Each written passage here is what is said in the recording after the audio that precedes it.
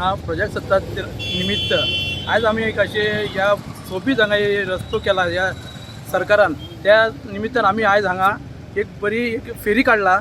ते बरें दिसूंक जाय आनी लोकांक बरें दिसूंक जाय. लोकांक कितें दिसूंक जाय की हांगा ह्या पुलाचेर बरें जाता कितें तरी म्हणून, आनी पुलार बरें डेवलपमेंट जालेलें आहा म्हणून आमी ही फेरी काडलेली आसा.